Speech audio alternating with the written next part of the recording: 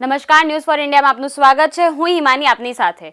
Supreme કોર્ટે SC અને ST કેટેગરીના અનામતમાં ક્રીમી લેયરની જોગવાઈ કરવાનો ચુકાદો આપ્યા બાદ દેશભરમાં દલિત અને આદિવાસી સંગઠનો રસ્તા પર ઉતરી આવ્યા છે. આ સંગઠનોએ આજે ભારત બંધની જાહેરાત કર્યા બાદ તેની સામાન્ય અસર જોવા મળી છે. ગુજરાતમાં ભારત બંધની આંશિક અસર જોવા મળી, તો રાજ્યના કયા જિલ્લામાં બંધ પાડવામાં આવ્યું તે જોઈએ.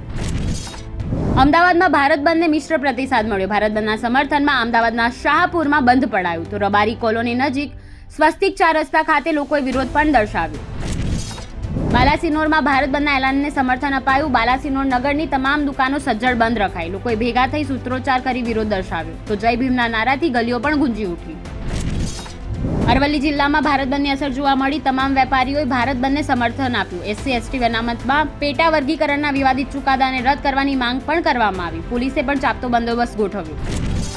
ભારત બંધના એલાનના પગલે વડોદરાનું ડભોઈ શહેર સજ્જડ બંધ રહ્યું. સાથે શહેરના મોટાભાગના તમામ બજારોને બંધ રાખી વેપારીઓએ સમર્થન પણ આપ્યું. ડભોઈમાં જય જોહાર, જય આદિવાસી, જય ભીમ, દેશનું સંવિધાન બચાવો અને સુપ્રીમ કોર્ટ ચુકાદો પાછો ખેંચવાના નારા સાથે સમગ્ર શહેરમાં રેલી કાઢવામાં આવી.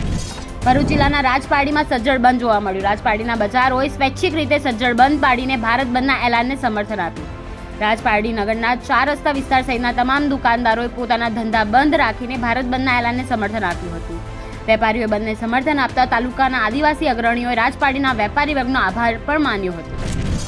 ભારત બંધના એલાનની અસર પંચમહાલના મોરવા હડપ તાલુકાના મોરા ગામમાં પણ જોવા મળી. ગામના વેપારીઓએ પોતાની દુકાનો સંપૂર્ણપણે બંધ રાખી બંધના એલાનને સમર્થન આપ્યું. મોરા ગામના વેપારીઓએ ભારત બંધના એલાનને સમર્થન આપી પોતાની દુકાનો સંપૂર્ણપણે બંધ રાખી હતી.